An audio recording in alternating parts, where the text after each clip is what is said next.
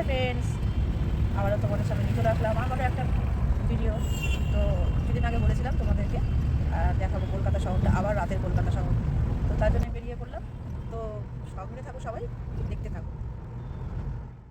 তো আমরা কোথায় যাচ্ছি? ওই দেখো পিছনে বসে আছে মেয়ে, গাড়ি চালাচ্ছে আর আমি বসে আছি। তো কোথায় যাচ্ছি তার জন্য তোমরা ভিডিওটা তো পুরো দেখতেই হবে। তো একটা খুবই সুন্দর জায়গায় যাচ্ছি, তো সেটার জন্য ভিডিওটা দেখতে থাকো। আবার ওখানে গিয়ে দেখা। রাস্তা দিয়ে যেতে যেতে দেখো রাস্তাগুলো এত সুন্দরভাবে সাজিয়েছে, কি অপূর্ব লাগছিল সত্যি। মানে না দেখলে, নিজের চোখে না দেখলে বিশ্বাস করা যায় না, এত যে ভালো লাগছিল, মানে কি বলবো, ভাষায় প্রকাশ করা যায় না। তো দেখো তারপর দেখতে দেখতে এই লাইটিং দেখতে দেখতেই আমরা চলে গেলাম। দারুণ লাগছে, অসাধারণ অসাধারণ জায়গা। এটাই হলো আমাদের কলকাতা। পরিবেশ কনকনানি ঠান্ডা, দেখুন মার্চ তার মধ্যে 25শে ডিসেম্বর, তো বেরোতেই হবে। তার জন্য সবাই মিলে একটুখানি বেরোবেরো করতে বেরিয়ে গেলাম। চলে আসলাম দেখো কোথায়, নন্দন শিশির মঞ্চ। তো ভিতর দিকে ঢুকে গেলাম, আস্তে আস্তে গান শোনা যাচ্ছে, এত সুন্দর লাইটিং, এত মানুষের ঢল, মানে কি বলবো, অসাধারণ দৃশ্য যাকে বলে। তো একদম চলে আসলাম নন্দনের সামনে। তো সেদিনকার যাই হোক রিলিজ হয়েছিল প্রজাপতি 2। তো ভীষণ মানুষের অনেক ভিড় ছিল, এত অসাধারণ লাগে। তার মধ্যে রবীন্দ্র সদন লেখা, তার উপরেই দেখো চাঁদটা কি দারুণ সেদিনকার উঠেছিল, কি অপূর্ব লাগছিল সব কিছু দেখতে। তো এখানে গানের অনুষ্ঠান হচ্ছে, গান হচ্ছে নাম।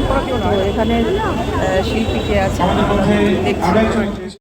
এই হয়তো সারেগামা পাহাড়ি কোনো শিল্পী ছিল, তো নামটা ঠিক আমার খেয়াল পড়ছে না। তো তোমরা যদি জেনে থাকো একটুখানি কমেন্ট বক্সে জানিও এর নাম কি। তো তারপর সব কিছু যেহেতু ফার্স্টে ঢুকলাম, তাই জন্য সব কিছু আগে ঘুরে ঘুরে দেখছিলাম। এত সুন্দর থিম করেছে, প্রত্যেকটা জিনিস ঘুরে ঘুরে ঘুরে ঘুরে দেখছি, আর সব এত ভালো লাগছে কি বলবো। এত অসাধারণ, পুরো মন ভালো করে একটা জায়গা। আর তার সাথে হলো গরম গরম চা।